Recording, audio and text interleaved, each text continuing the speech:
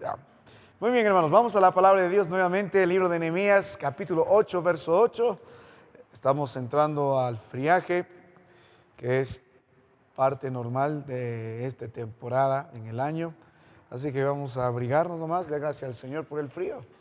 Hay lugares más fríos. Vamos al libro de Nehemías, capítulo 8, verso 8. Usted sabe, en reverencia a la palabra de Dios, nos ponemos de pie si encontramos esta porción. Aquí está el mensaje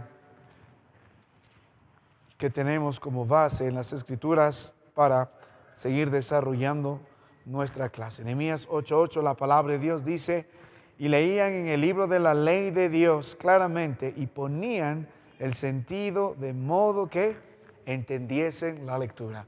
Este es el objetivo al estudiar la palabra del Señor y los principios para interpretarla.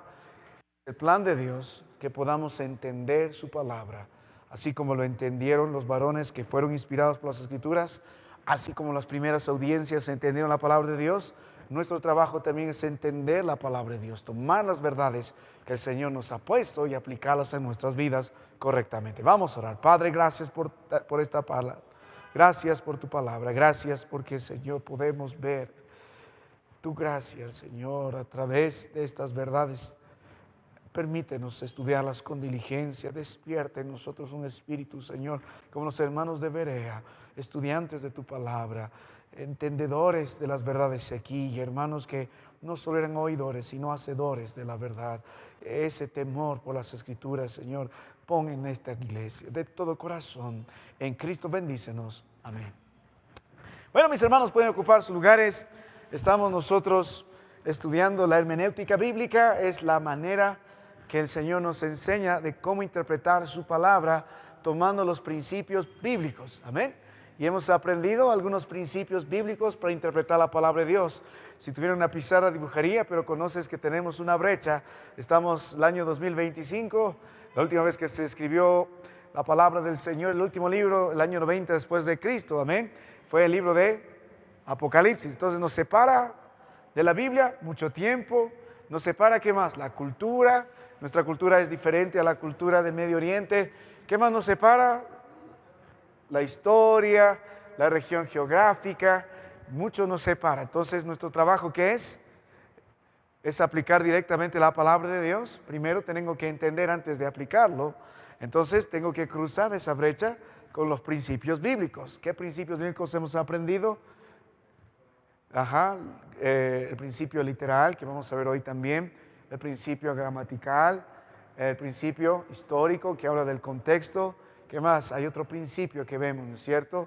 El de síntesis, que la Biblia no se contradice, mantiene dirección, es decir, el plan redentor. Apunta eso en la Biblia, tiene intertextualidad, significa que las verdades se van repitiendo, se van dando mejor luz a medida que la revelación avanza. Luego tenemos el principio práctico. Entonces, esto nos permite cruzar la brecha. Para resumir, hermano mío, ahora tenemos que aplicar estos principios para interpretar correctamente la palabra de Dios y aplicarla. Y usted debe trabajar con las siguientes 4 preguntas sobre el texto. Esto también lo hicimos. ¿Recuerda el gráfico que mostramos? Primero, usted debe preguntarse dónde está el texto. Amén. Para aplicar estos principios tiene que preguntarse dónde está el texto. Está estudiando Génesis, ¿dónde está el texto? ¿Cuál es el contexto del texto? Porque tenemos que analizar primero el contexto. Tenemos un contexto histórico, ¿no es cierto? Lo que está fuera del texto, lo que rodea el texto. Hay datos que nos enseñan dónde se escribió, a quiénes se escribió, cuáles las circunstancias. Necesitamos el marco, ¿no? A quiénes se escribió. Luego necesitamos ver el contexto literario dentro de la palabra de Dios ahí, ¿no es cierto? ¿Dónde está el texto? Hay un contexto canónico, hay un contexto lejano, hay un contexto inmediato. Entonces, la primera pregunta para seguir todos estos pasos es preguntarse dónde está el texto. Eso nos invita a hacer un análisis, ¿no es cierto?, del contexto. Muy bien. Luego, la siguiente pregunta es, ¿qué dice el texto? Eso nos invita a hacer este tipo de análisis, la observación. Primero nos preguntamos dónde está el texto, luego nos preguntamos qué dice el texto. Para eso observamos el texto. Hacemos también análisis, ¿no es cierto? Un análisis gramatical, análisis sintáctico, análisis morfológicos, análisis semánticos, nos preguntamos quién escribió, a quién escribió, pero qué personajes hay, cuál es el propósito del libro, la función de las palabras, a qué se está dando énfasis, y pasamos tiempo leyendo la Biblia, empapándonos la palabra de Dios y analizando los textos. ¿Qué dice? ¿Qué dice? Luego estamos en la tercera etapa, amén. No solo el análisis del contexto, dónde está el texto, no solo la observación, qué dice el texto. Ahora estamos en el tercer proceso, aplicando los principios para interpretar la palabra de Dios. Y ahora nos preguntamos qué quiere decir el texto. Muy diferente a lo que dice el texto, sino qué quiere decir el texto. Volviendo a nuestro estudio en el libro de Tito, estamos estudiando, por ejemplo, capítulo 2, capítulo 3. A partir del capítulo 2, verso 11, habla de la gracia del Señor. Y hay una verdad. ¿Qué se dice de la gracia de Dios? Por ejemplo, en el verso 11 se ha manifestado para salvación a todos los hombres. Es lo que se dice, es lo que dice el texto. Pero la pregunta en la interpretación es, ¿qué quiere decir, por ejemplo, gracia? ¿Qué quiere decir la manifestación de la gracia? ¿Y qué quiere decir que se ha manifestado a todos los hombres? Entonces, la interpretación responde a estas preguntas, lo que quiere decir el texto. Y nosotros, a través de este análisis, podemos lograr obtener que la verdad, las verdades, para que cruzando el puente, tomando las verdades, podamos nosotros traerlo al día de hoy, aplicarlo a nuestras vidas. Lo implicamos y lo implicamos de manera general y lo aplicamos de manera personal. Entonces, hoy nos estamos preguntando qué quiere decir el texto y estamos en la tercera etapa, que es de la interpretación. Entonces, cuando yo quiero tomar las verdades de la Biblia, cruzar el puente, tengo que, número uno, analizar el contexto. ¿Qué nos preguntamos? ¿Dónde está el texto? ¿Amén? Luego, observamos el texto, nos preguntamos qué dice el texto y ahora estamos interpretando. Después de estos dos procesos anteriores, del análisis del contexto, luego de la observación, ahora nos preguntamos qué quiere decir el texto. Respondemos las preguntas. ¿Qué quiere decir gracia? ¿Qué quiere decir en Tito 3? Amor, bondad. ¿Qué quiere decir la misericordia de Dios? ¿Qué quiere decir ser justificado? Aquí viene el tiempo de la interpretación, ¿ya? Para poder obtener las verdades. Entonces, estamos considerando nosotros cómo interpretamos correctamente. Entonces, ¿qué es la interpretación? Lo que quiere decir el texto. Un viejo predicador dijo algo interesante sobre esto. La Biblia dice lo que quiere decir y quiere decir lo que dice cuando hablamos de interpretación. ¿Por qué? ¿Quién tiene que darnos la interpretación de la palabra de Dios? La Biblia.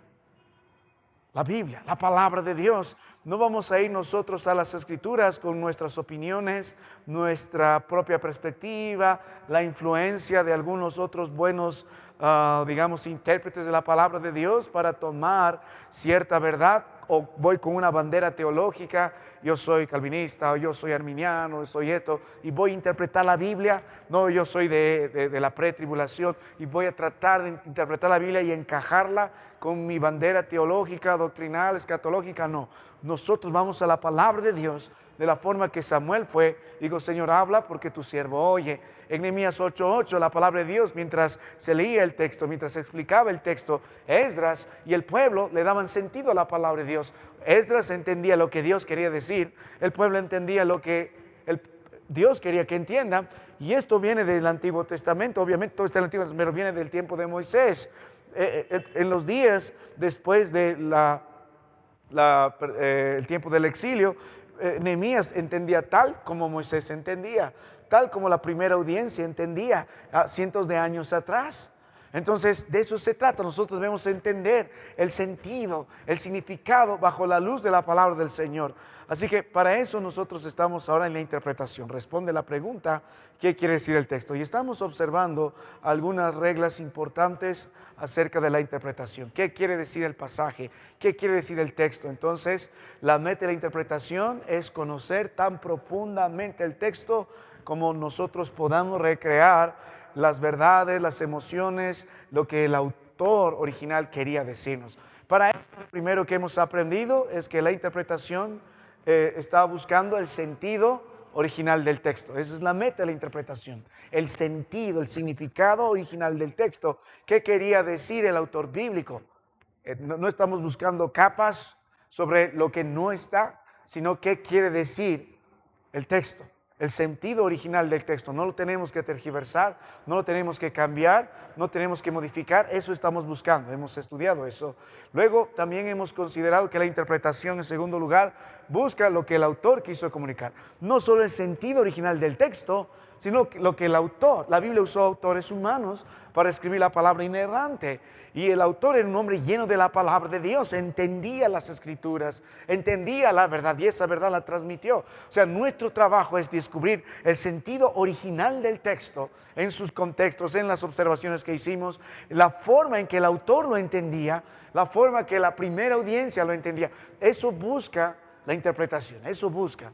También la interpretación busca comunicar lo que el autor quiso comunicar, obviamente eso, no lo que nosotros probablemente queremos agregar, sino lo que el autor. Muy bien, entonces el significado de las verdades, ¿quién lo determina? ¿Nosotros el día de hoy o el autor en su momento? El autor. Amén. Cuando usted discute con alguien y de pronto viene y le dice, ¿sabes? Están hablando de usted. Antes de hacer gran problema, ¿a dónde iría? A lo que dijeron. Porque alguien puede escuchar algo que dijo sobre usted y lo trae y normalmente le pone un pimiento y comino y usted empieza a creer otro asunto y es una gran película de lo que no es. Entonces, para quitar todo eso, ¿a dónde debe ir? Al autor. Hoy tú dijiste esto, ¿es verdad? Y aunque lo dijo, ese fue el sentido. Muchos de los problemas se evitarían si no malinterpretaríamos las palabras del otro. Tengo que volver al autor. En estos días todo se está volviendo abstracto.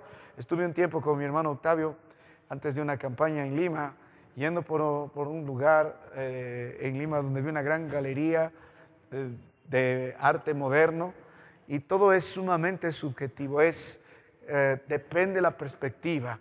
Entramos con mi hermano y no les miento, un cuadro que ahí abajo decía el costo, creo que estaba en 30,000 soles, no les miento, bien grande, del piso a este techo, casi toda la pared, tenías un palo al centro, sujetado por una soga, y tenías, no sé si era pita, algún material rojo por arriba, y luego rojo por abajo, y luego puntos, ciertas partes cambiabas los hilos de negro, azul, ese era todo el cuadro, y costaba 20,000 soles. Yo le pregunto a mi hermano, ¿qué significa todo esto? Y le preguntábamos al que está encargado de la galería, dijo, bueno, es de acuerdo a lo que uno percibe, pero si quiere tener una mejor percepción de eso, porque para mí me pareció un montón de caos y desorden, ¿qué le hace así? Un palo amarrado y lana por arriba y lana para abajo. Y el autor abajo mencionaba es el universo bajo su perspectiva. Así que había que preguntarle. Entonces, si yo quiero entender ese cuadro, por más subjetivo que sea, yo puedo dar mi interpretación, tengo que ir al autor. ¿Qué quisiste hacer con el palo? ¿Qué significa el palo para ti? ¿Qué significa la lana arriba, lana abajo? ¿Dónde está el universo? Etcétera, etcétera. ¿Ves? Tenemos que volver a la fuente. Lo hacemos normalmente. ¿Y cómo no lo vamos a hacer cuando interpretamos la palabra de Dios? Yo no puedo sacar las palabras fuera del contexto e interpretarlo a mi manera. De pronto voy a establecer mi iglesia. Cuando decimos 2 o 3 reunidos en mi nombre, y yo estoy en medio de ellos, lo aplicamos a cualquier reunión. Amén, Dios siempre está con nosotros, pero el contexto es, cuando hacemos disciplina en la iglesia, el Señor es testigo, es testigo. ¿Ves? Es importante no hablar a la ligera, y si ustedes van a predicar la palabra de Dios, no sería un error más garrafal de malinterpretar las escrituras. Normalmente somos influenciados por los pastores, hermanos, las redes, pero usted tiene que asegurarse que esta es la correcta interpretación de la palabra de Dios, volviendo al sentido original del texto, pensando en lo que el autor quería decir y lo que la audiencia original entendía. Cuando usted predica o enseña la Biblia, tiene que pensar, si estoy predicando Romanos, ¿así Pablo lo habrá enseñado? ¿Así Pablo lo habrá entendido?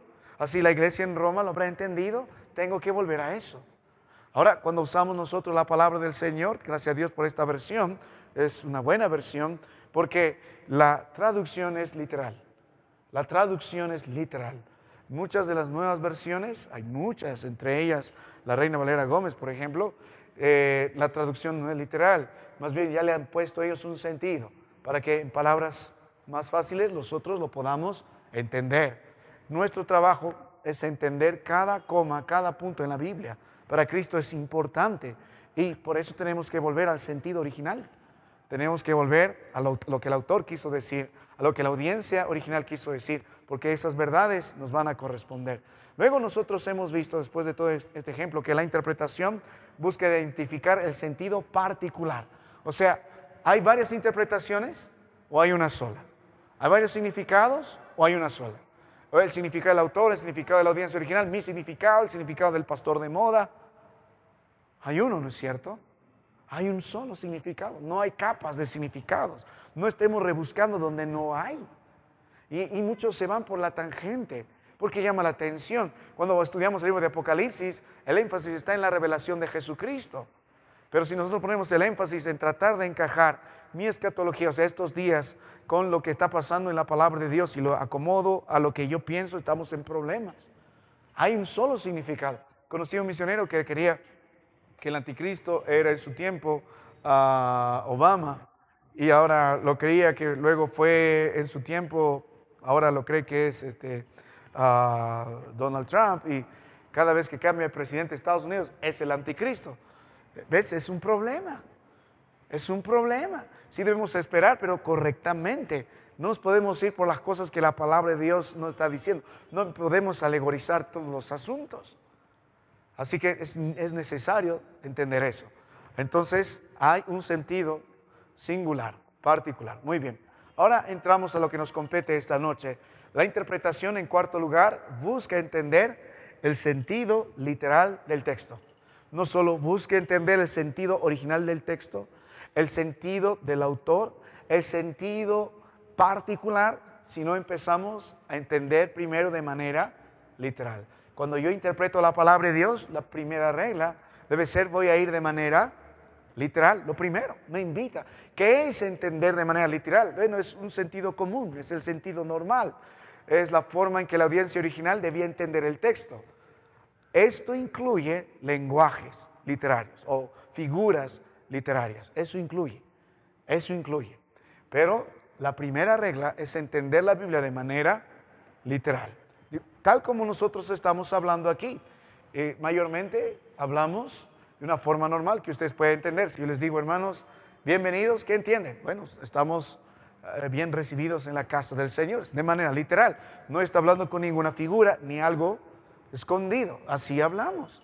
O usted, cuando se comunica en casa con sus familiares, hablan con símbolos, a no ser que no quieran mostrar la verdad delante de los otros y tengan que usar ciertas figuras como metáforas, etcétera. No, hablamos normal. Así debemos entender la palabra de Dios. Es la primera regla. Siempre hemos hablado de Génesis. ¿Por qué sabemos que son 6 días? Y no son un día 1000 años o un día 1.000.000 de años. ¿Por qué? Porque así lo entendió Moisés. Amén. Por eso estableció el día de reposo el día 7, sábado. Un día de 24 horas es lo que pasó. Literalmente. Si yo empiezo a alegorizar y a profundizar bajo ciertos conceptos, tenemos problemas. La geometría es una ciencia bajo, influencia y propagación judía que relaciona, y bueno, es una verdad también, cada letra del alfabeto judío con un número. Entonces, hay todo un misterio en lo que busca el Señor mostrar algo oculto a través de los números. Así que muchos miran así, tratan de encontrar verdades, códices escondidos. Dios nos prohibió entrar a eso, ¿no es cierto? Nos dijo, no te ocupes en cosas necias, evita dar la espalda, porque las cosas secretas pertenecen a Dios. Nuestro trabajo no es de adentrarnos a ver, esto significa esto puede significar. No, es interpretarlo primero de manera natural. El sentido literal de una palabra. Cuando yo escucho la palabra de Dios, cada palabra lo debo tomar primero de manera literal, salvo que la misma Biblia me invite a buscar otro significado. Por ejemplo, ¿cuál sería el sentido literal? El sentido literal de la palabra pastor. Cuando hablamos de pastor, ¿cuál es lo primero que viene a su mente?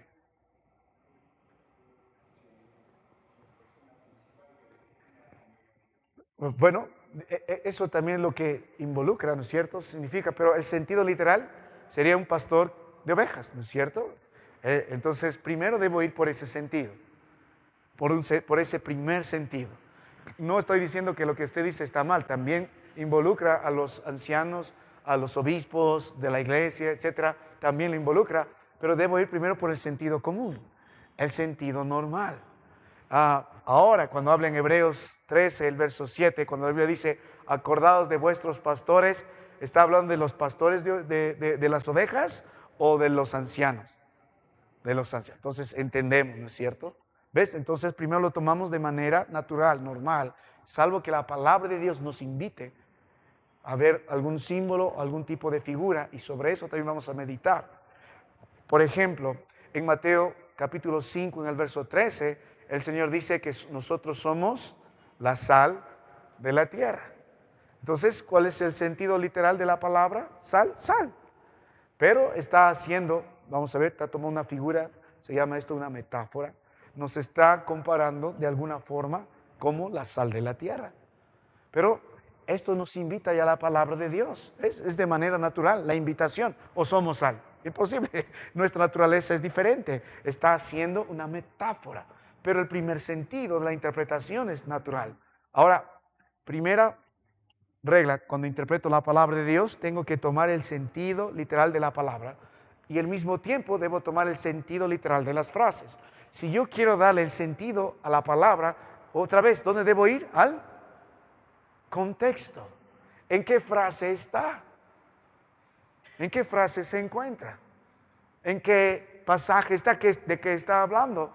Volviendo al primer ejemplo, en Hebreos 13:7 sabemos que este pastor no es un pastor que está llevando a sus ovejas, hablando de ovejas literalmente, porque está dentro del contexto de los ancianos. Entonces sabemos que este significado de pastor está atribuyéndole a los ancianos del Señor. Entonces el contexto define mucho. Si hablaríamos en Génesis y hablamos de pastores ahí sí estaríamos hablando por el contexto de las personas que tienen el oficio de pastorear las ovejas. ¿Ves? Por el contexto. Es importante, hermano, yo le ruego, sea un estudioso del contexto de la palabra de Dios. Es importante preguntarse dónde está el texto. En Mateo 26:26, Jesús dijo, este es mi cuerpo, cuando estaba hablando de sí mismo. Y en Mateo 5:13, sois la sal de la tierra. Yo que estaría empezando a interpretar esto sin entender el contexto. El contexto es importante. Hablando de lo último, de Mateo 5, está hablando en el Sermón del Monte y está hablando de las características de los que son parte del reino de Dios. Y una de ellas es que somos evidentes, lo que el Señor está queriendo decir. Debemos manifestar, debemos obrar ante este mundo siendo creyentes como la sal lo hace y como la luz lo hace. Es importante el contexto. Entonces, pero nuestra primera interpretación es manera literal. Las palabras de manera literal las ubicamos dentro de las frases. Y esto es importante, entender las frases de manera literal. Y para dar definición a las palabras, yo tengo que entender el contexto. El contexto. Bienvenido, Juan. Muy bien. Ahora, aquí hay algo que quiero que usted preste atención. Lo literal también incluye el entendimiento de las figuras del lenguaje. ¿Llamamos a qué? Figuras del lenguaje. Bueno, un conocimiento, dijo un viejo predicador, de las figuras del lenguaje es necesario para resolver ciertas ambigüedades, entre comillas, que se pueda aparecer en la Biblia. ¿Por qué? Cuando el sentido basado en la interpretación literal de las palabras suena un poco absurdo, entonces debemos, como os dije, investigar el pasaje para poder entender. La Biblia misma nos invita, nos enseña, nos mueve a entender estas figuras literarias. O sea, primero voy a entender la Biblia de manera natural, hasta que la Biblia me invite a buscar las figuras que hay. Vamos a ver algunas figuras que hay en la palabra de Dios, hay más. Yo hice un ejemplo de 9 figuras y vamos a hacer un resumen al final y un pequeño ejercicio entre nosotros para entender esto. Amén. Ahora, esto también incluye lo literal, pero incluye el entendimiento de las figuras. Hay figuras literarias. Muy bien. Una de las primeras figuras literarias en la Biblia y muy usadas es el símil. Nosotros le llamamos símil. Esto también se estudia particularmente en el lenguaje, en la poesía, la narrativa, prosa. Todo esto estudia lo mismo, porque la Biblia fue escrito, amén, en un lenguaje y tiene todas estas figuras, es rico en ello. Tenemos el símil. ¿Qué es el símil? Básicamente es una comparación utilizando la palabra como. O sea, es una comparación explícita entre dos cosas diferentes y usa la palabra como o semejante a. Por ejemplo, vamos a ver Apocalipsis 16:15. Mi hermano Emilio va buscando rápidamente. Luego mi hermano Johnny, que nos acompaña esta noche, 1 Tesalonicenses 2:7. Vamos a hacer el ejemplo. Muy bien. ¿Qué dice Apocalipsis 16:15? ¿Qué es el símil? Es una comparación usando dos cosas diferentes de una forma explícita y usa la expresión como. Es muy parecido a la metáfora, pero vamos a explicar la diferencia. Símil, de similitud, de semejante. A ver, Apocalipsis 16:15. ¿Qué dice, hermano mío? Aquí hay una figura. Hay varias en la palabra de Dios. ¿Qué dice Apocalipsis 16:15?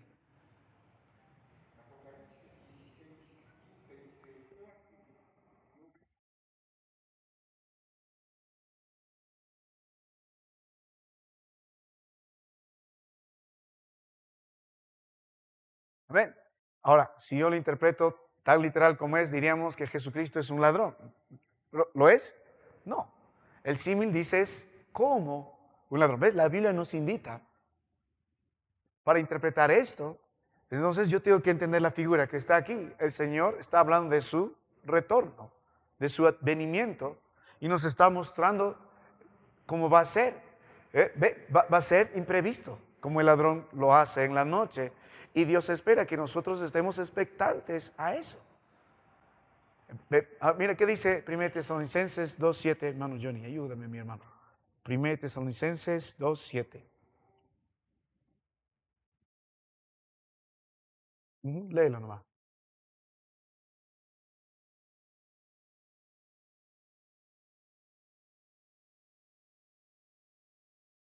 Amén. Literalmente somos nodriza, somos cuidadores de niños, no.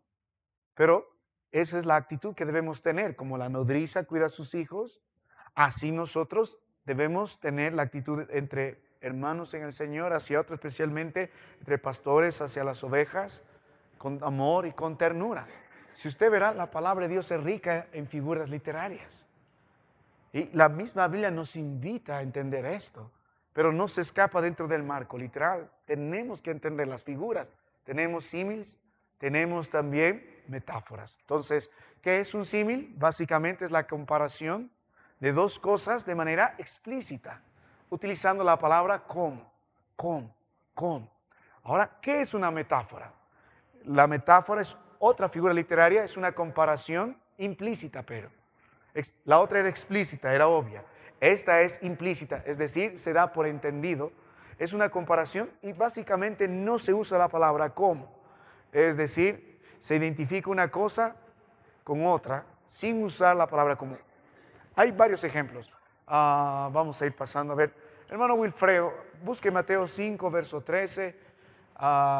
Mi hermano Yoga, bienvenido. Santiago 4, 14. ¿Quién más está por ahí? Aarón, libro de Santiago 3, verso 6. ¿Qué dice Mateo 5, 13? Esta es otra figura literaria. Mateo 5:13 dice: vosotros sois la sal de la tierra, pero si la sal se desvaneciere, ¿con qué será salada?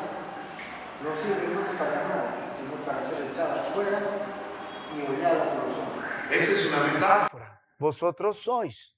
No dice cómo, sino directamente la sal de la tierra. Y más abajo, ¿qué dice? Vosotros sois, ¿qué? La luz del mundo.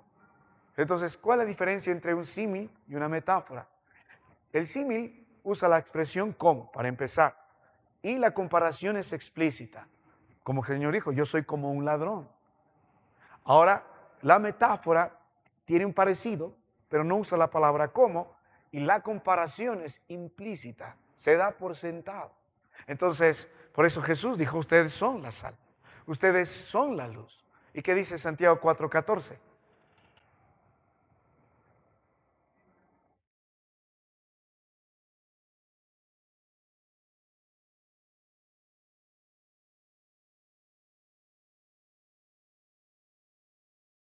Amén.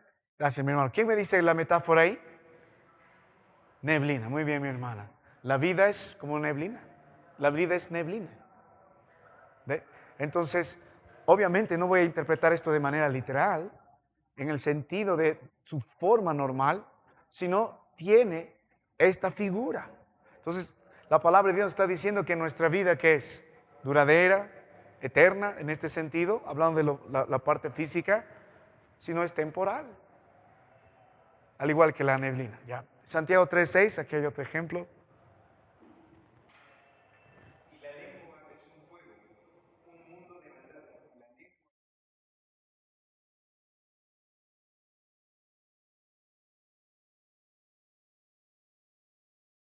Entonces, ¿cuál es la metáfora ahí? ¿Qué es la lengua? Un fuego.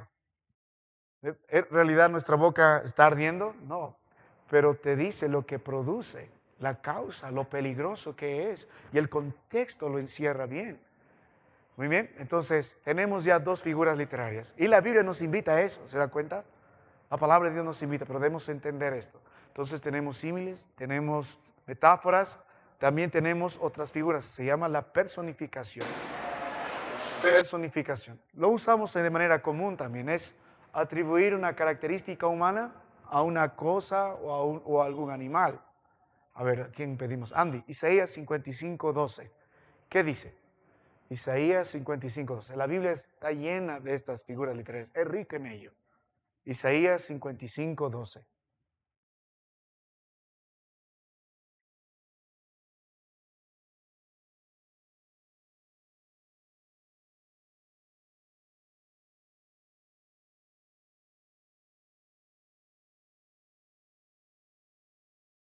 ¿Ven? Literalmente los árboles van a aplaudir. No, no es cierto. No, es una figura. Eso se llama personificación. Cuando atribuimos ciertas características humanas a cosas o animales. Ahora, hay una excepción. ¿Recuerdas cuando estamos estudiando la palabra de Dios en el Antiguo Testamento y en esos días Balac manda a traer a Balaam y Balaam tenía un asno? Dios estaba en contra de lo que estaba haciendo y el asno habló. Literalmente, ¿voy a tomar esto como un símbolo o literalmente sucedió? Sucedió. ¿Cuál es la diferencia? El contexto, ¿no es cierto? Claro, no solo lo de ahora con lo de antes, sino el contexto mismo nos define. Literalmente, ahí el asno habló, no se le atribuyó una característica humana, él habló. Dios le soltó la lengua. Eso dice literalmente la palabra de Dios. ¿Y cómo sabemos? Porque Balaam entendió perfectamente eso y luego el Señor lo repite a través del ángel, ¿ve? Por tu asna. Es la diferencia, ¿ves? Es muy importante el contexto, es muy importante entender esto. Pero esta figura se usa bastante en la palabra de Dios. Ahora vamos a hablar en cuanto a Dios también. Hay dos figuras literarias que es importante entender, porque para mí esto es importante, porque muchas veces los pasajes que vamos a ver están mal interpretados. Por ejemplo, se llama, solo es el nombre, hermano, no es una pastilla, no es una cuestión que nunca se escucharon, pero se llama antropomorfismo, es compuesta en el idioma griego. ¿Qué quiere decir eso? Es atribuir una característica humana a Dios. Si bien es cierto, Dios mismo se encarnó entre nosotros, es 100% hombre y 100% Dios, hablando de Dios, pero hay partes en la palabra de Dios, como sobre todo en el Antiguo Testamento, que van a atribuirse ciertas características humanas a Dios. ¿Para qué? Para que podamos entender mejor la intención de Dios. En Juan capítulo 4, verso 24, la palabra de Dios dice que Dios es espíritu, y los que le adoran en espíritu y en verdad es necesario que le adoren. ¿Alguna vez hemos visto cara a cara a ese Dios glorioso? No, es espíritu. Habita, el libro de Apocalipsis nos da una pequeña luz de un reino glorioso. Entonces, ¿cómo podemos nosotros entender? Él nos habló con lenguaje humano, pero también va a usar expresiones humanas, características humanas, para darnos a entender su intención. Mire, imagínese usted que estamos intentando, por ejemplo, los que hemos trabajado un tiempo con las personas que no pueden escuchar ni hablar, usamos señas. Y una de las cosas que nos inculcaron vez tras vez los hermanos que nos están enseñando, ¿qué es importante? Los gestos. No solo la articulación de las manos, sino los gestos para entender. Incluso es mucho lo que mi intención en los rostros, en lo que yo pueda mostrar, el movimiento de los ojos, el enojo, las emociones de amargura, de exaltación, de gozo, es importante para que la otra persona que no puede escuchar la entonación de mi voz pueda entender. Entonces, lo mismo hace el Señor hacia nosotros. Mire, por ejemplo, hermano, le toca a Josué, Salmos 34:15, y luego usted, mi amado hermano, quiero que usted vaya al libro de Génesis 6:6.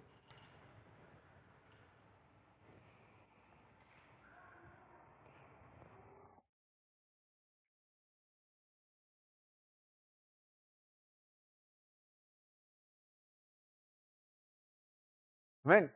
En el Nuevo Testamento, en el libro de Apocalipsis, también hemos visto los ojos del Señor. ¿Recuerdas? Como fuego, ¿no? A veces vemos estas cualidades del Señor. Lo que Dios está diciendo, Él ve a todos y Él escucha a todos. Es lo que está diciendo. ¿Alguna vez hemos visto los ojos del Señor? No. ¿Alguna vez hemos visto los oídos del Señor? Tampoco. Pero sí podemos entender que Él ve todo. Incluso en el libro de Ezequiel, tú puedes ver a estos seres que están llenos de ojos. ¿Cómo será? ¿Cómo será el Señor? Es luz. O sea, nuestra mente capaz no puede entender la realidad de su persona. Incluso cuando se encontró con Moisés, Dios dijo, tú no puedes verme directamente, vas a morir. Le puso un velo sobre él, puso su mano sobre él para que no pueda verle. Es un Dios glorioso, pero se da a entender hacia nosotros a través de las cosas que nosotros podemos entender. Él ve, ¿sí? Él tiene oídos, Él escucha todo esto. Génesis 6:6, por ejemplo, tiene una actitud interesante. ¿Qué dice, hermano? Génesis 6:6. Para usted, perdóneme, Génesis 6:6. Ya voy a estar pidiendo a Johnny que busque el Salmo 78:40. Salmos 78:40.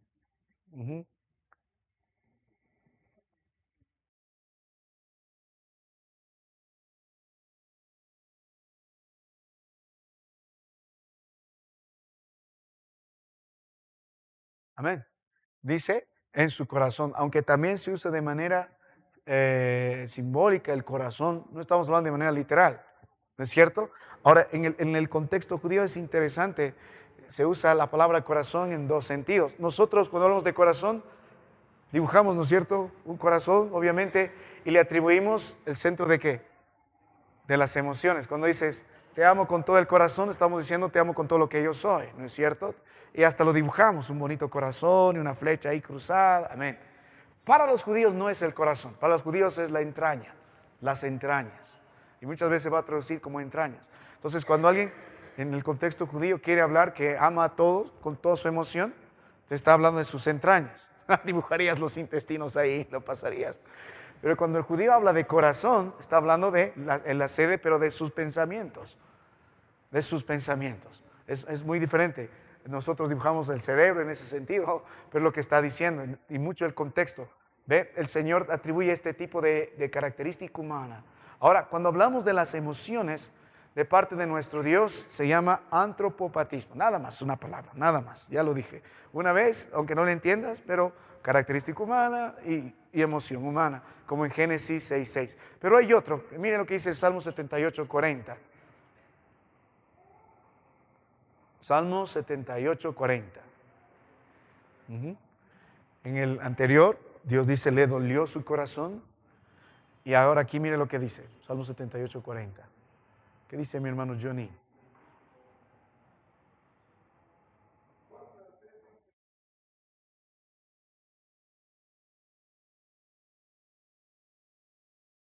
¿Qué dice? Y lo entristecieron en la soledad, ¿no es cierto? A ver, ¿qué dice? ¿Cuántas veces se rebelaron contra él en el desierto? ¿Y qué más dice? ¿Lo qué? ¿Lo enojaron? ¿Qué dice? En el hielo. O también entristecieron la soledad. ¿Qué está diciendo? ¿El Señor tiene emociones? Probablemente. Pero lo que el contexto nos anima a meditar, es la posición de Dios a lo que está pasando. En Génesis 6:6, cuando Dios dice, se arrepintió Jehová, la gran pregunta es, ¿Dios se puede arrepentir de algo? No, Él no se arrepiente de nada, es Dios. Lo que Él está mostrando es el dolor que Él tiene en su corazón por la maldad en la tierra. Es ese pesar profundo para que usted y yo podamos entender cuán desagradable fue para Dios el pecado que miraba esos días en la tierra. Y en Salmo 78:40 Dios vuelve a afirmar algo así cuando se rebelaron contra Él y lo enojaron.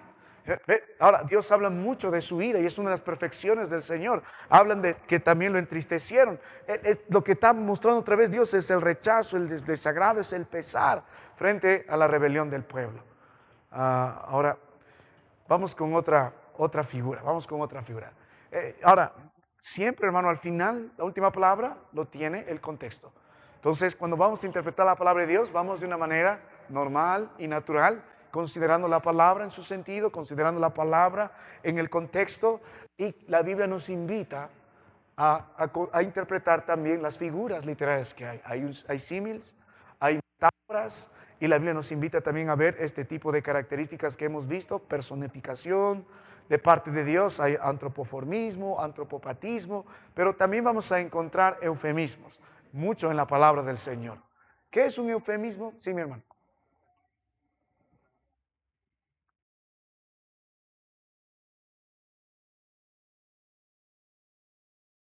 Sí, le dolió su corazón, le dolió en su corazón.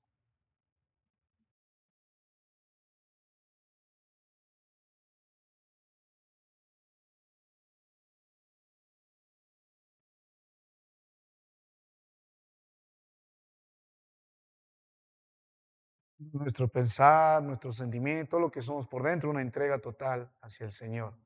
Pero la palabra corazón ahí siempre es un símbolo, ¿no es cierto? Es una metáfora. Ámale con el corazón. Hablando, la palabra corazón ahí representa mucho, ¿no? Representa, pues, en los sentimientos, depende del contexto, o representa lo que somos por dentro. Entonces, cuando Dios da el mandamiento, está diciendo, ámame con todo. Ámame con todo.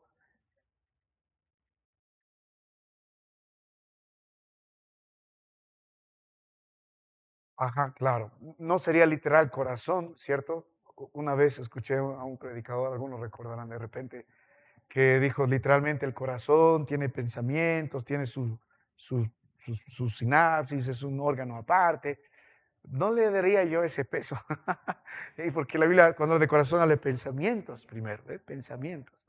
Ok, ahora hay el eufemismo. ¿Qué es eufemismo? Básicamente reemplaza una palabra que puede ofender con otra. Por ejemplo, hermano, a mí me ayuda mucho esto.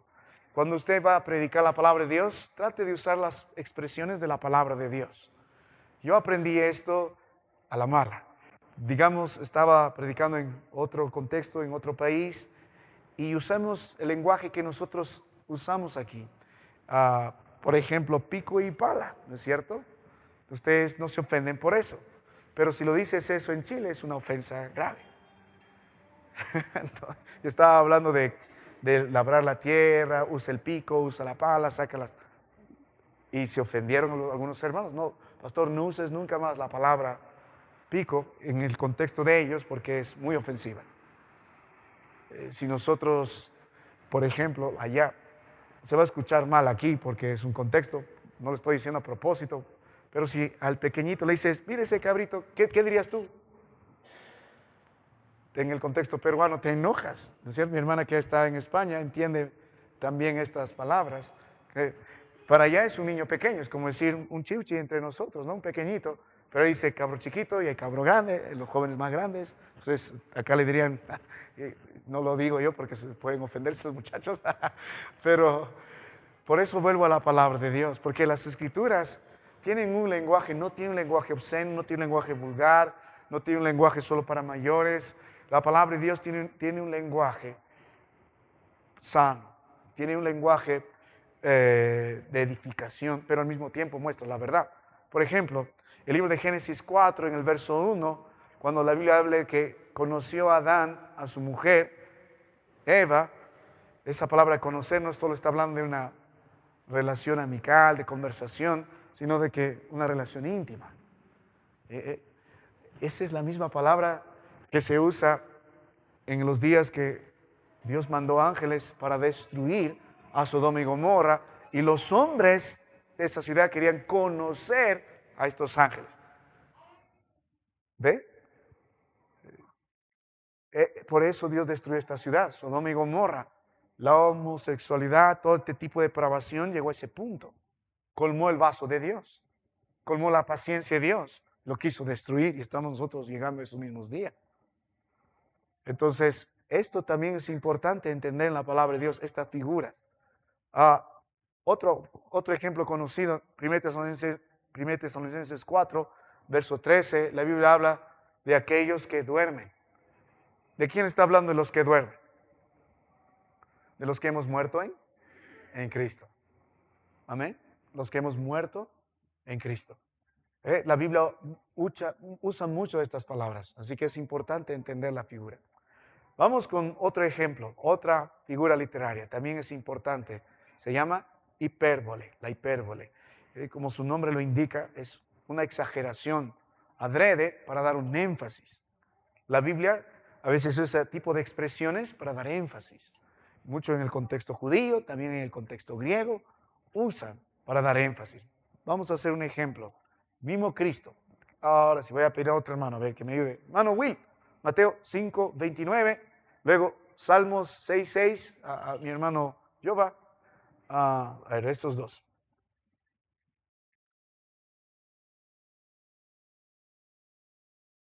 Mateo 5, 29. ¿Qué dice el hermano Will?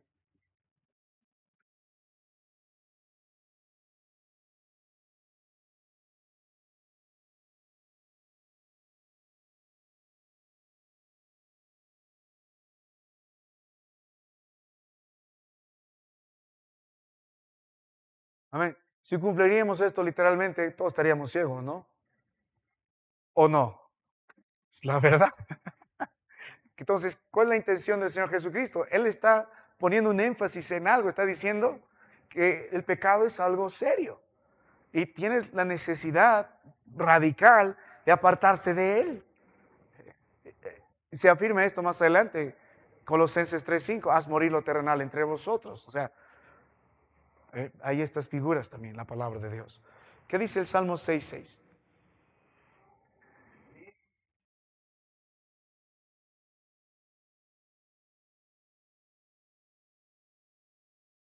Esta es una hipérbole dentro de una figura poética, ¿no es cierto? Un relato poético lindo, una poesía. Pero la verdad es que podemos llorar hasta que todo nuestro lecho se inunde y riega su cama con lágrimas. La Biblia nos invita a entender el dolor en el contexto del salmista. ¿No? Está mostrando su profundo pesar y su profunda tristeza. Es importante entender que la palabra de Dios usa expresiones para enfatizar algo. Para enfatizar algo. Muy bien, vamos con la octava, hermano, ya vamos a acabar, no se preocupen. Tenemos preguntas retóricas también. ¿Qué es una pregunta retórica? Bueno, básicamente esta pregunta consiste en formular una pregunta que no espera respuesta, porque la respuesta se entiende, es obvia, es implícita. Si ustedes tienen mamás o padres exigentes, siempre hacen ese tipo de preguntas. ¿Te vas a levantar temprano, no? ¿Tienes que responderle a mamá? No. ¿Vas a llegar temprano? No tienes que responderle a mamá o papá, tú tienes que decir, es porque la respuesta es obvia. Sí, me tengo que decirlo. y viene de parte del autor diciendo, hey, recapacita, es obvio lo que tienes que hacer.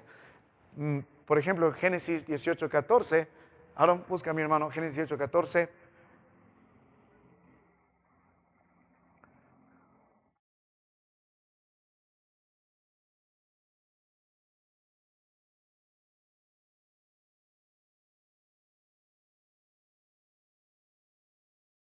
Nos invita a señalar, a meditar el Señor. La respuesta es obvia. ¿Hay alguna cosa para Dios difícil? La respuesta es obvia, no. Entonces, ¿puedes creer, Sara, eso? Que Dios te va a dar un hijo aunque eres estéril, aunque tienes esta edad. En Marcos 4:21, Andy, por favor, busca Marcos 4:21. y Job 38:4, Josué. Ya, si lo tienen, Sandicito, Marcos 4:21.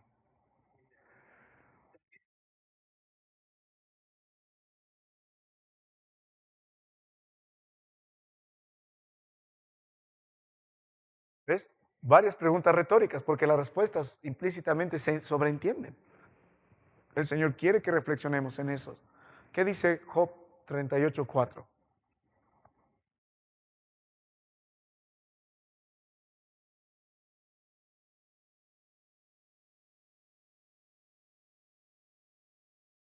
¿Ven? La respuesta es obvia. ¿Dónde estaba Job? Ni habían nacido. Dios está fortaleciendo la fe de Job a través de esas preguntas. En la Biblia hay bastante de eso. Ahora, no solo tenemos preguntas retóricas, sino también hay frases idiomáticas, o sea, pertenece a la cultura. Y es importante entender eso para no darle una interpretación netamente literal, sino tenemos que entender el sentido cultural. Por eso dijimos es necesario cruzar la brecha. Vamos a ver algunas de estas frases. Por ejemplo, Génesis 15:15, yo lo voy a leer. Luego mi hermano Primera de Reyes 18:27 va buscando, hermano Emilio, mi hermano Johnny, Lucas 16:29. Génesis 15:15 dice, tú irás a tus padres en paz. ¿Qué significa eso? ¿Que iba a viajar a donde están sus padres? ¿O que morirá en paz? Que va a morir en paz. Era la expresión común cuando alguien va a morir, irás a tus padres en paz. ¿Qué decimos acá cuando alguien va a morir? Bueno, yo quiere decir algunas bromas, pero se contiene. Algo que se puede decir entre nosotros, ¿no?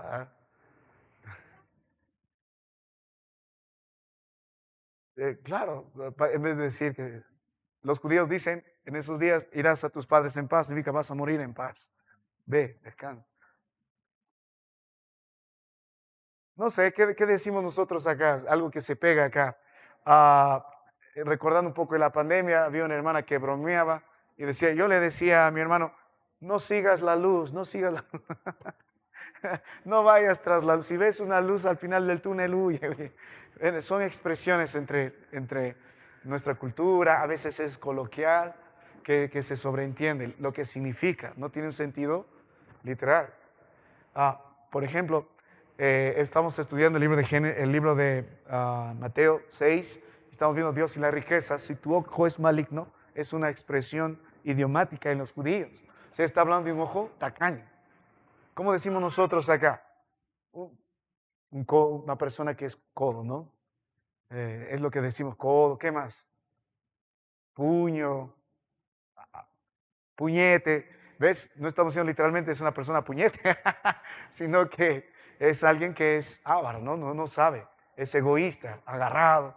Pero los judíos decían ojo maligno y ojo generoso. Ojo bueno es ojo generoso. Entonces, eso es lo que hay. Hay muchas expresiones idiomáticas. Por ejemplo, hay expresiones de ironía. ¿Qué dice Primera de Reyes 18:27? Dentro de las expresiones idiomáticas. 18:27.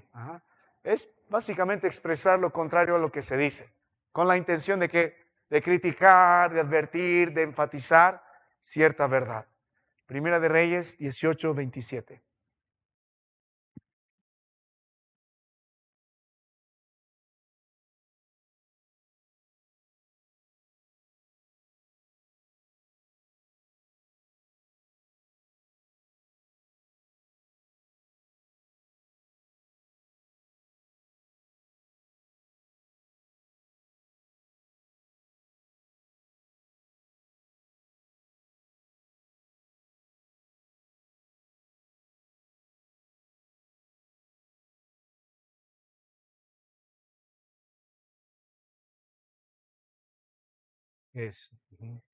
Quizás,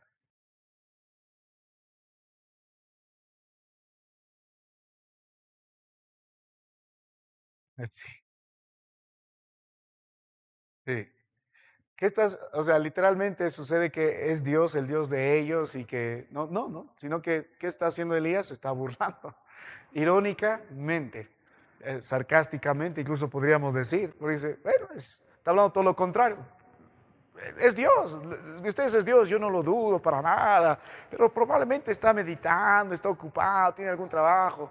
Esa es la idea, esa es la idea. Hay un hermano entre nosotros que es bueno para la ironía y el sarcasmo, es el hermano Schwenki. Le gusta bromear mucho con eso, él tiene un buen sentido para eso.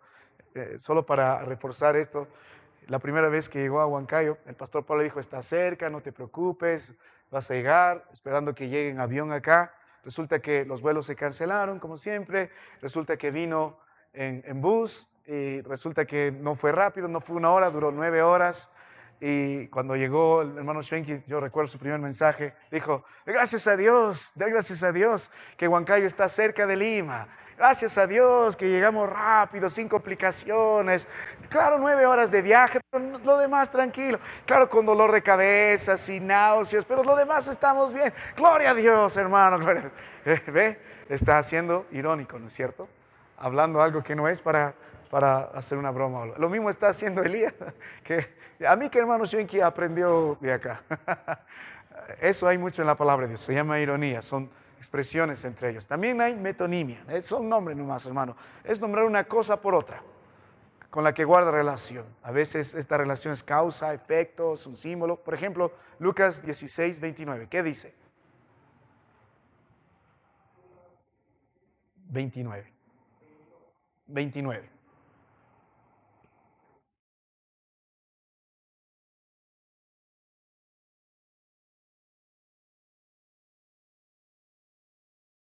¿A qué se está refiriendo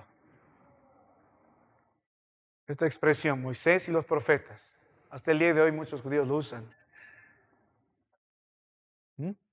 Al Antiguo Testamento, al Torá, a la palabra de Dios. ¿Ve? Esta expresión Moisés y profetas hace referencia a los escritos de la Biblia. Son expresiones, son expresiones.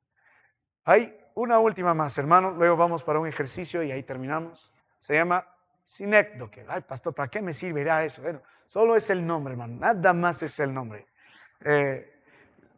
Se usa básicamente como la metonimia, pero de una forma inversa. ¿Cómo por ejemplo? Vamos a Isaías 52, 7. Yo lo leo ya, para ganar tiempo. Dice, cuán hermosos son sobre los montes los pies del que trae buenas nuevas. ¿Qué representa los pies? O sea, a toda la persona, ¿no es cierto? No solamente una parte de ella, sino toda la persona. Es lo que hace. A veces lo mucho representa un poco, a veces lo poco representa mucho, nada más son figuras. La idea es que ustedes puedan entender que la Biblia nos invita a interpretar las figuras mismas. Entonces, la primera regla, voy a interpretar la Biblia de manera literal, hasta que la Biblia me invite a ver las figuras literarias que hay, como símiles, metáforas, personificación, antropoformismo, antropopotismo, lo que estamos viendo ahora, preguntas retóricas, expresiones idiomáticas, etc. Es importante considerar eso. Mire, vamos a hacer un ejemplo todos en resumen, para resumir todo esto, y me van a ayudar. ¿Ya? Vamos todos a Apocalipsis 5, verso 5. Es lo que hemos estado estudiando los días domingos por la noche. Apocalipsis 5, verso 5. Voy a pedir a alguien que lo lea. ¿A quién le tocaría otra vez, hermano Will? Apocalipsis 5, verso 5. Apocalipsis 5, verso 5. Y luego quiero que ustedes me den una interpretación acerca de esta figura. ¿Qué figura literaria primero hay ahí? ¿Cuál es la figura literaria? Quiero que identifiquen cuál es la figura literaria, el símbolo y qué es lo que representa eso. Y ahora, cómo nosotros lo debemos entender. ¿Qué dice Apocalipsis 5, 5, hermano?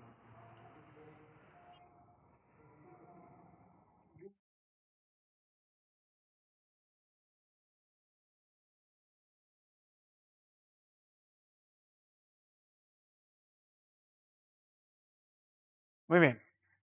Aquí hablando de Jesucristo, ¿qué figura literaria hay ahí, de las que hemos visto?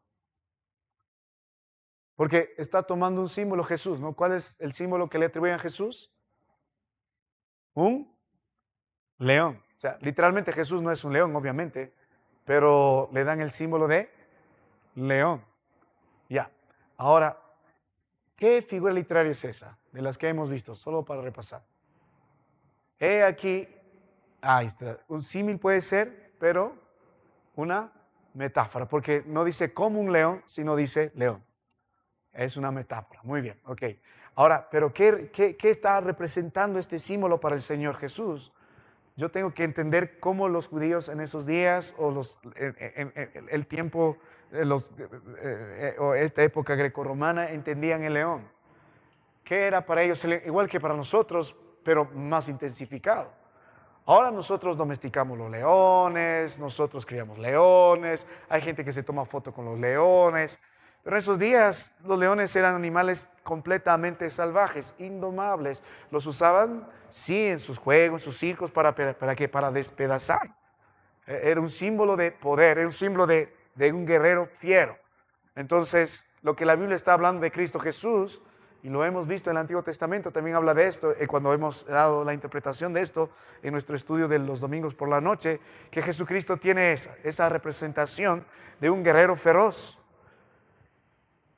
indomable, inquebrantable, implacable, nadie puede tener, invencible, ¿no es cierto? Ahora, vamos a hacer otro ejemplo. También de Satanás se dice lo mismo, ¿no? Pero ¿cuál sería la diferencia? ¿Qué dice 1 Pedro 5, verso 8? 1 Pedro 5, verso 8. Entonces, cuando yo quiero interpretar los símbolos, la metáfora, yo tengo que ver qué representaba eso en su contexto original. ¿Ve? El león representaba eso. Ahora, también Jesucristo va a ser representado como una oveja, también. Ahora, pero sigue siendo león, así que puedes ver el carácter del Señor en esta representación. 1 Pedro 5, 8, ¿alguien lo tiene? El que lo tiene lo puede leer. ¿Qué dice Andy?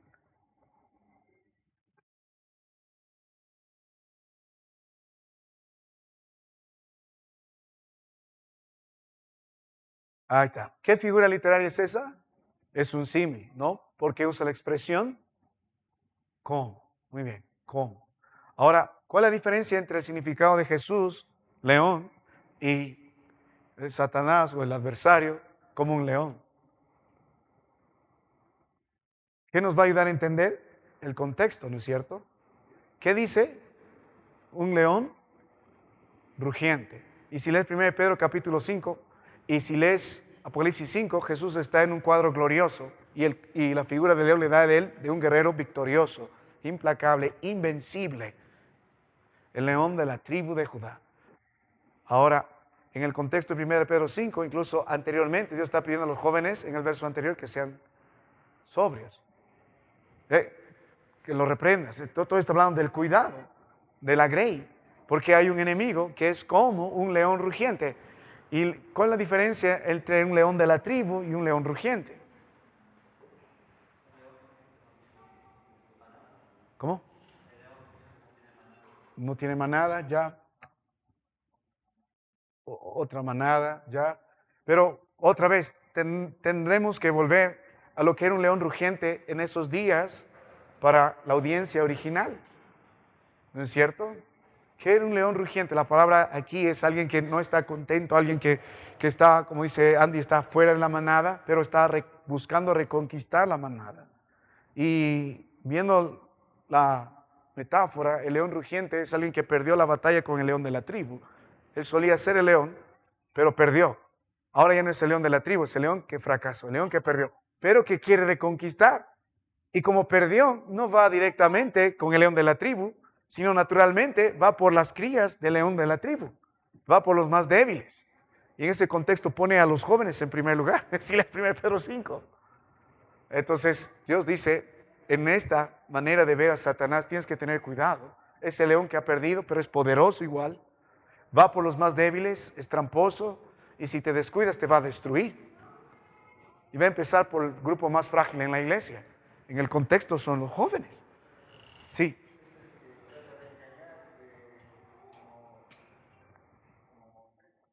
Claro, y esa es la figura del león rugiente, es un tramposo, está agazapado, encuentra a alguien libre, un cachorro andando sin mamá o sin papá, salta y lo devora. Ese es el león rugiente, perdió, ha fracasado, quiere retomar y lo hace por lo bajo. Es la diferencia. ¿Ven? Entonces, cuando nosotros interpretamos la palabra del Señor, tenemos que ir al sentido original del texto. No voy a empezar a alegorizar. Tengo que ir a lo que el autor quiso comunicar, cómo la audiencia lo entendió. Amén. Tengo que ir al sentido original del texto.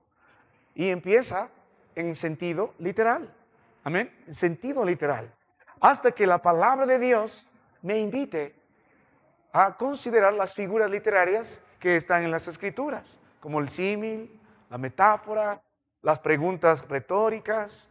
¿Quién recuerda qué es el antropoformismo? Es un nombre nomás.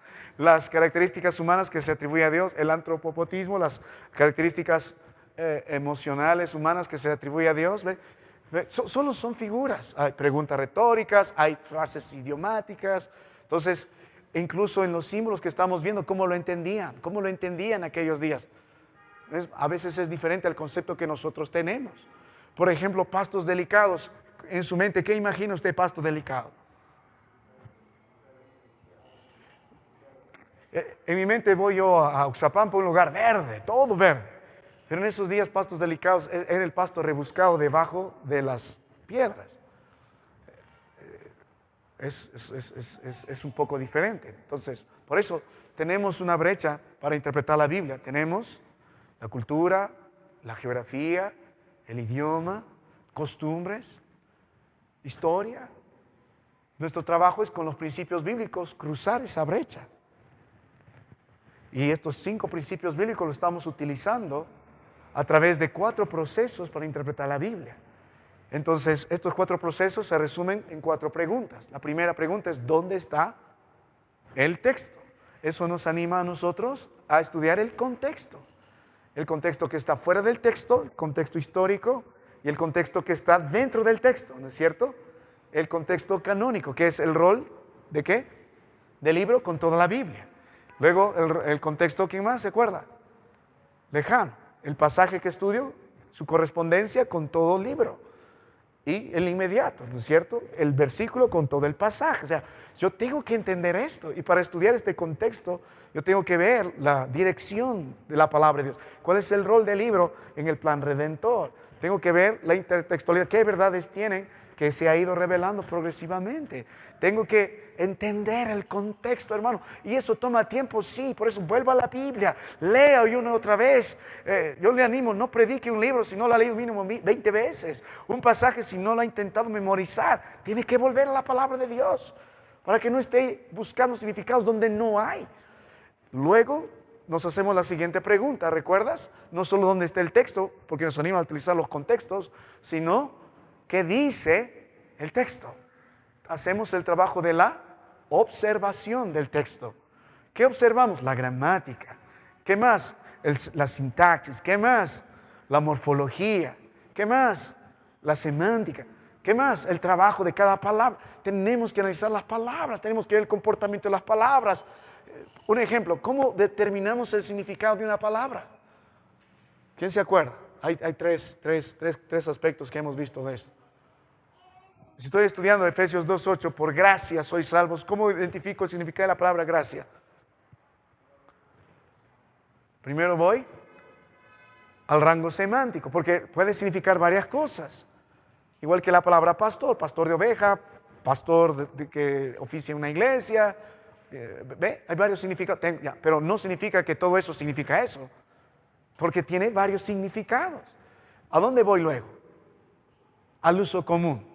¿No es cierto? Si estoy estudiando al apóstol Pablo, estoy escribiendo Efesios, ¿a dónde iría? Naturalmente, a otro libro que el apóstol Pablo está usando primero dentro del libro, si se repite la palabra gracia en sus contextos, luego iría a otro libro del apóstol Pablo. Por ejemplo, estamos en Efesios, otro libro que usa gracia, Gálatas, ¿ves? Y luego, una vez que identifico el uso común, ¿a dónde vuelvo? Al contexto para definir el significado de la palabra gracia. Es importante para no alegorizar, para no buscar cosas que no están, para no sacarlo fuera de contexto y hacer la Biblia como yo quiero bajo mi punto, que es la que la mayoría hace. Por eso estudiamos cómo interpretar la palabra de Dios, como la Biblia quiere que interpretemos la Biblia, con los principios bíblicos. Entonces, luego, no solo nos preguntamos dónde está el texto, no solo nos preguntamos qué dice el texto de manera natural, ¿Cómo hacemos el ejemplo? Efesios 2:8 que dice, por gracia sois salvos. ¿Qué es lo que dice el texto? ¿Cómo somos salvos? Por gracia, es lo que dice el texto. Ahora, la interpretación responde, ¿qué quiere decir el texto? ¿Qué es gracia? ¿Qué es salvación? ¿De qué nos salva? ¿Cómo nos salva? Eso responde la interpretación. Por eso estamos estudiando. Entonces, las reglas para interpretar, vamos de manera literal. Y hay que considerar las figuras literarias. Amén. Siempre volvemos al sentido original del texto, a lo que el autor quiso decir, a la audiencia original, tomamos las verdades y luego la última pregunta es, ¿qué hago yo con el texto? Mi respuesta al texto, eso es la implicación y la aplicación de la palabra de Dios en nuestros días. Es importante eso. Muy bien, hermano, vamos a dejar esto aquí. La próxima semana vamos a seguir estudiando algunas normas de interpretación. Sí, mi hermano.